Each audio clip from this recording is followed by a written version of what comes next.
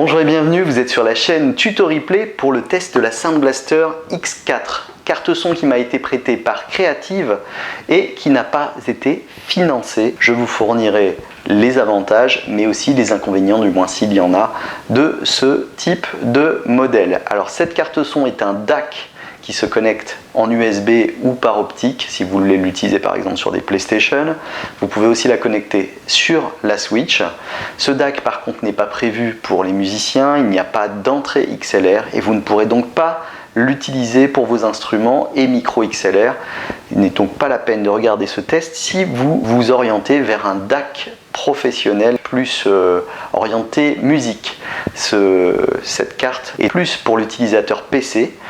Les taux d'échantillonnage sont très bons de ceux qui ont été indiqués, je vous les indiquerai sur la vidéo, mais aussi la qualité générale de fabrication est plutôt bien, du moins de ce qu'il en était de la X3, puisque là c'est l'évolution, c'est la X4, et je vais vous présenter donc toutes les petites améliorations au fur et à mesure de ce test. On va commencer par le déballage donc de ce modèle, puis on enchaînera donc sur un test le plus complet possible sur PC.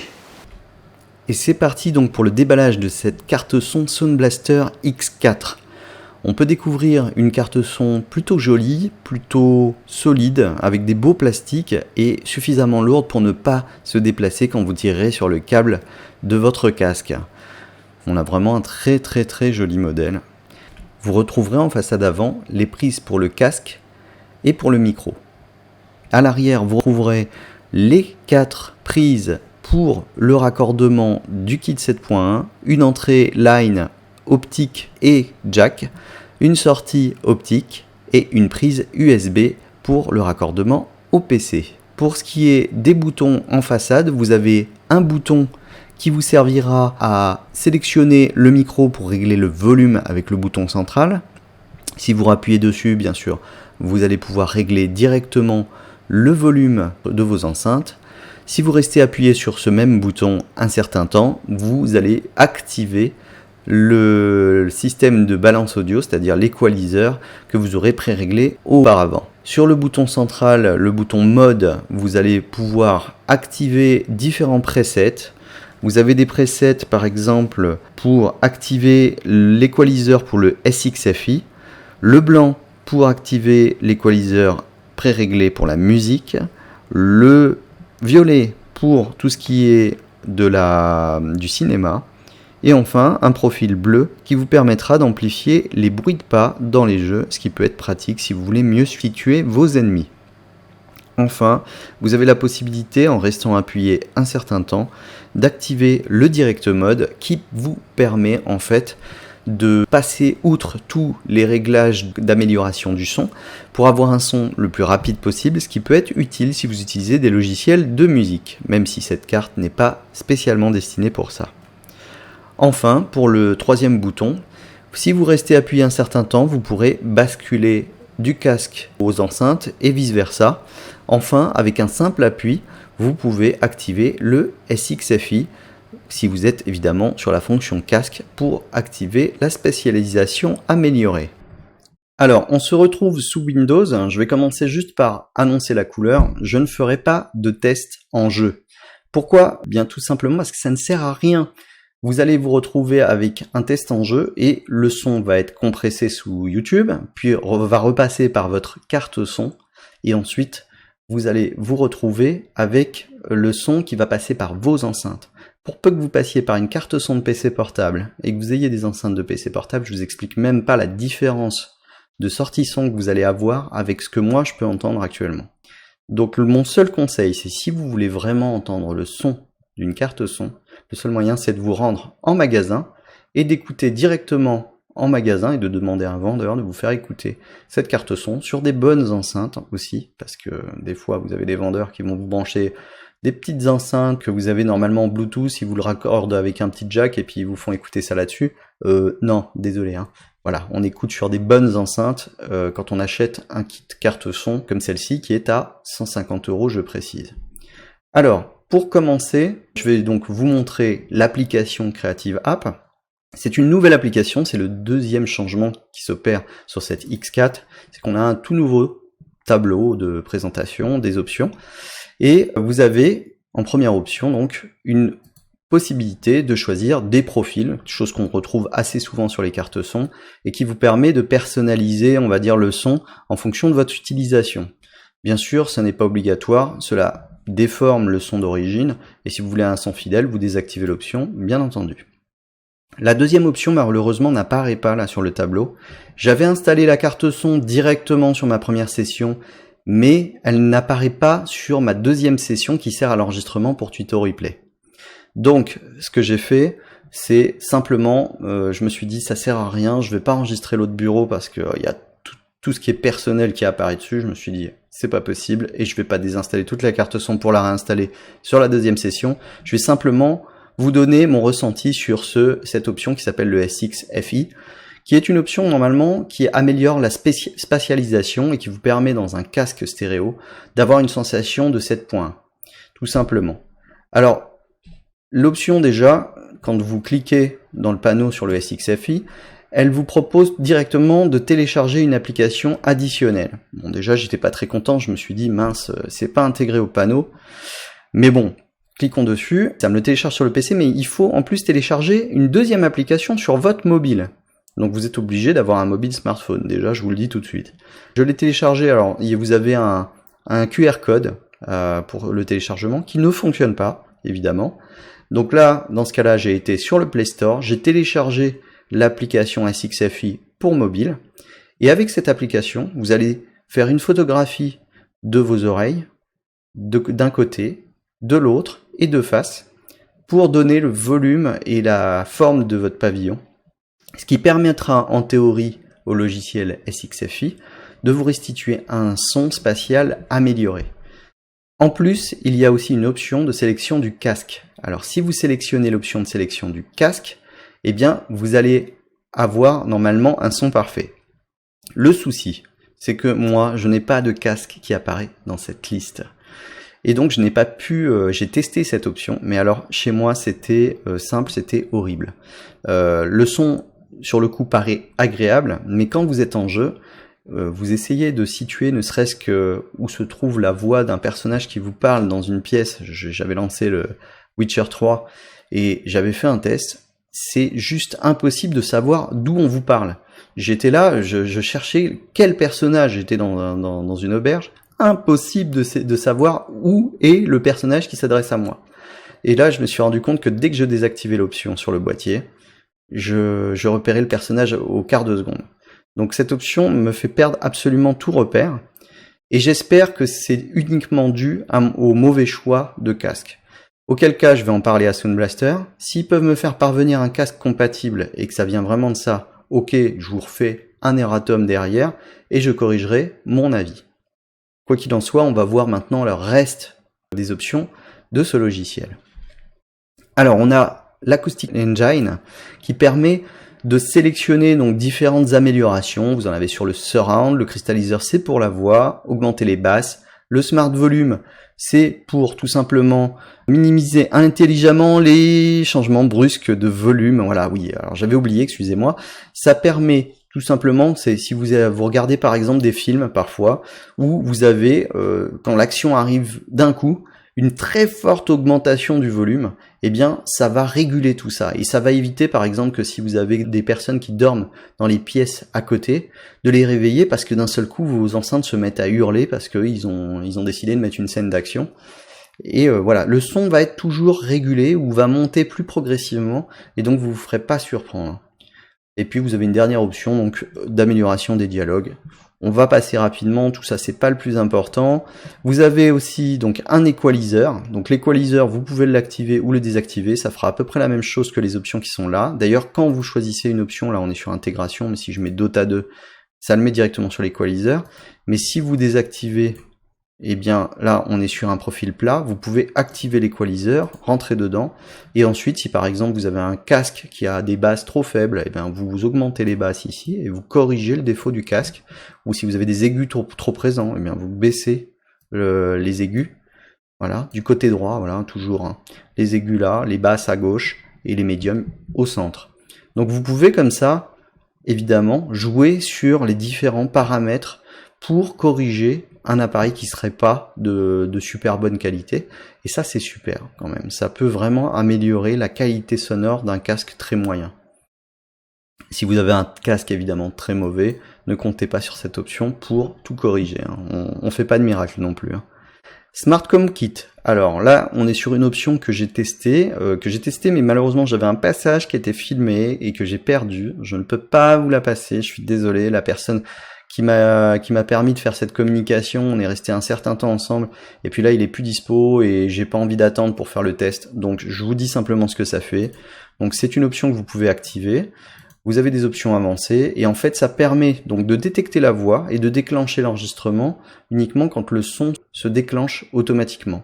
Un peu comme l'option qui est présente dans, si je dis pas dans TeamSpeak, vous avez une détection du volume et quand le volume dépasse un certain seuil, hop, ça commence à enregistrer. Ce qui évite d'avoir à utiliser une touche par exemple pour n'enregistrer que quand vous parlez. Et parce que par exemple si vous avez des gosses ou quoi que ce soit qui fait du bruit autour, eh bien ça évite d'envoyer le bruit en permanence à vos mates dans les jeux. Vous avez ensuite deux options qui sont hyper intéressantes qui permettent de dénoiser le son qui sort de votre micro. Par exemple si vous avez un micro moyen, eh bien ça va supprimer le souffle, ça va supprimer les bruits de fond aussi. Donc, mais c'est plutôt sur les sons qui sont statiques. Ça fera pas le même effet, par exemple, que la techno de Nvidia là, par intelligence artificielle. Je vous en parlerai sûrement dans une prochaine vidéo. Cette techno, elle supprimait des sons même incroyables. Là, bon, là, on n'en est pas à ce niveau-là, mais pour des sons répétitifs, par exemple, je sais pas moi, un bruit de sèche-cheveux, un truc mais qui est bien constant. Ok, bon, si vous avez quelqu'un qui crie derrière vous, je pense que ça passera. J'ai pas eu le loisir d'avoir quelqu'un qui criait derrière moi pour faire le test malheureusement, vous m'excuserez. Et puis vous pouvez aussi cleaner l'entrée, c'est-à-dire que si par exemple vous avez un de vos mates qui a un son avec un bruit persistant, eh bien on peut le filtrer grâce à ça, et du coup vous aurez une qualité de son bien meilleure alors que lui n'aura pas à changer son matériel. Et ça c'est vraiment pratique. Alors voilà, bon, ensuite on a les options Crystal Voice qui permettent d'améliorer le son de la voix. Donc on a une suppression de l'écho, on a la possibilité d'avoir le Smart Volume, ça c'est pour alors soyez entendu clairement sans avoir à crier ou chuchoter, oui c'est pareil, ça va être une adaptation du volume de votre voix. Si vous êtes en train de parler tout doucement, ça va monter vraiment le volume. Alors que si vous parlez fort, eh bien ça va avoir tendance au contraire à le réguler, à le baisser un petit peu pour que vos mates n'aient pas à supporter une voix trop forte. Le voice morph, vous connaissez, si j'active, voilà, j'ai plus du tout la même voix, donc ça modifie ma voix et on a beaucoup de profils. Vraiment beaucoup. Je peux passer même avec une voix d'orque, voilà. Bon, je vous avais déjà fait une grosse démonstration sur la précédente carte son. L'égaliseur de microphone, bon c'est pareil, ça permet de faire des réglages pour améliorer et changer des éléments de votre prise de son. Améliorer la voix, réduire les basses, voilà, et compagnie. Donc je pense pas que ce soit souvent utile si on a un bon micro, mais pourquoi pas, hein, c'est toujours des options qui sont bonnes à prendre. Ensuite, on a le Scout Mode, qui est une option que je trouve plutôt comme étant une option de triche, puisque ça va afficher une espèce de petit radar dans vos jeux, qui vous permettent de repérer les ennemis au son, tout simplement. Et donc ça, ouais, bon, faites attention, je pense que si vous l'activez dans certains FPS et avec un anti-cheat, vous risquez de vous faire bannir à activer ce truc-là. Donc même si c'est directement intégré dans votre pilote son, non, surtout évitez. L'encodeur, donc ça c'est un encodeur pour activer le Dolby Digital Live. Alors ça ne fonctionne que sur la sortie SPDIF, il faut avoir évidemment du matériel adapté. Si vous le mettez en place, évidemment, vous pourrez profiter d'un son spatial vraiment étoffé. Enfin, le mélangeur, donc qui est plutôt pratique, qui permet de vraiment tout moduler au niveau des sons. Le seul petit hic, vraiment tout petit hic, c'est au départ tout est activé et du coup j'avais un retour micro permanent et j'ai mis du temps à trouver que c'était dans le mélangeur parce que ça, cette partie-là, c'est le retour du son en fait. Ils appellent ça contrôle. Et le retour du son, du coup, moi je l'ai désactivé sur le microphone pour pas m'entendre en continu dans mes enceintes ou dans mon casque. Donc voilà, je vous conseille si vous prenez ce type de matériel, désactivez les retours son si vous ne les utilisez pas. Voilà donc pour le tableau principal. Ensuite, on a des options plutôt classiques avec les options de lecture. On choisit le périphérique de sortie, haut-parleur ou la sortie SPDIF par défaut. Vous avez pareil de quoi switcher le casque et les haut-parleurs, mais vous aviez la même chose ici, mais de toute façon, comme je vous l'ai dit, sur le boîtier, on a directement un bouton pour switcher. Ensuite, dans la partie enregistrement, vous avez pareil la possibilité de choisir votre périphérique d'entrée. Donc vous choisissez ici.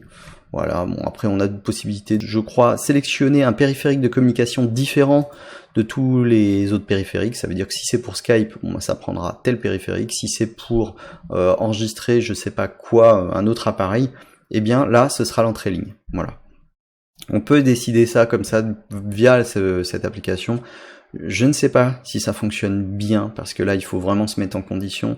Je n'avais pas l'utilité, je préfère tester le matériel dans des conditions classiques. Dernier onglet, c'est tout ce qui concerne la mise à jour des logiciels, du matériel. On peut même réinitialiser le boîtier, parce que le boîtier reçoit des mises à jour, je tiens à le préciser. Au premier démarrage, vous aurez des mises à jour à faire. Et l'application, là, c'est tout simplement pour choisir le français. Vous pouvez changer en thème son comme moi, par défaut il est en blanc. Vous pouvez mettre le démarrage de cette application en automatique, voilà. Et puis voilà, vous avez les versions d'application, quand vous avez une nouvelle version vous pouvez l'installer. Téléchargement automatique de l'application, voilà, il est coché donc moi je n'ai pas à le faire. Voilà, il n'y a pas d'autres options. Le bug de son, si vous réglez ici, n'existe pas. Oui, parce que, alors je vais vous citer les deux défauts donc de ce boîtier. On y arrive. Donc, globalement, je vais déjà donner mon avis sur cette carte son. C'est une très bonne carte son. Pour ma part, j'avais une Asus Xonar Phoebus qui était sortie à sa toute sortie, elle était à 250 € si je dis pas de bêtises. Celle-ci, la X4, elle coûte 150 €. Et franchement, elle fait aussi bien, largement aussi bien que ma Phoebus. Si ce n'est qu'elle n'a pas d'annulation du son actif, des bruits actifs, comme sur la Phoebus. Mais sinon, pour tout le reste, elle vaut largement son pesant de cacahuètes. C'est une très bonne carte son, mais elle a deux petits défauts. Alors le premier petit défaut, c'est donc le réglage du son sur le boîtier, ou même quand j'utilise, par exemple, j'ai une molette de réglage du son sur mon clavier, eh bien, ce réglage est, je ne sais pas pourquoi, un peu laggy. Il prend 1 seconde de décalage à peu près. Alors que sur mes autres cartes son, quand j'ai testé, j'avais pas ce problème-là. Alors je sais pas si c'est l'USB qui crée ce décalage.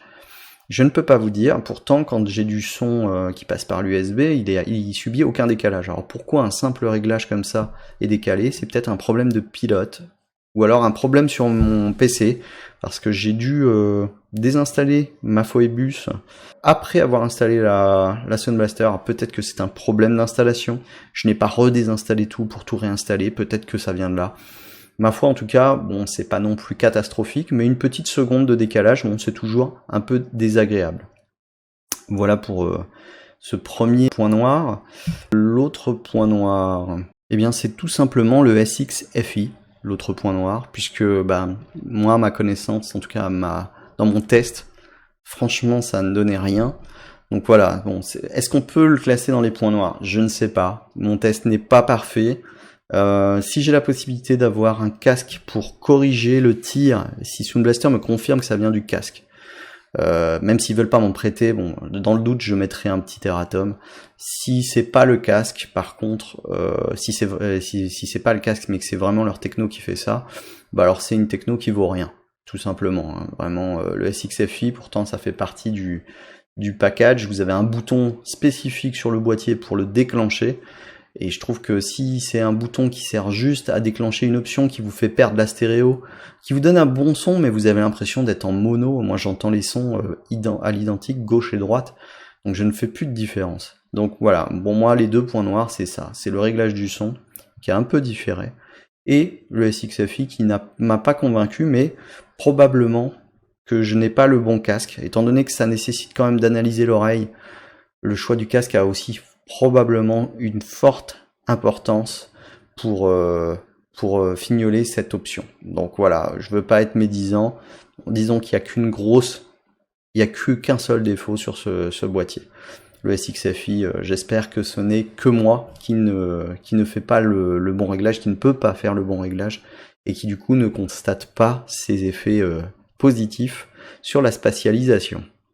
Voilà donc pour ce test. Donc comme je vous l'ai dit, il n'y aura pas de test live, ça ne servirait à rien, mais j'espère que vous avez pu apprécier donc ce test. Si vous avez aimé cette vidéo, mettez un petit pouce positif. Si vous n'avez pas aimé cette vidéo, plutôt que de me mettre un pouce négatif, j'apprécierais beaucoup que vous m'expliquiez ce qui ne va pas pour que je puisse corriger le tir. Je préfère une remarque constructive et complète plutôt que juste un c'est naze et puis un pouce négatif. Ça aide pas beaucoup à progresser, ça aide pas beaucoup à améliorer le contenu. Voilà. Donc abonnez-vous toujours si vous appréciez ces tests. Et puis n'hésitez pas donc à laisser les commentaires, surtout si vous avez quelque chose à me dire, à me demander ou à me reprocher. Merci beaucoup et je vous dis à très bientôt.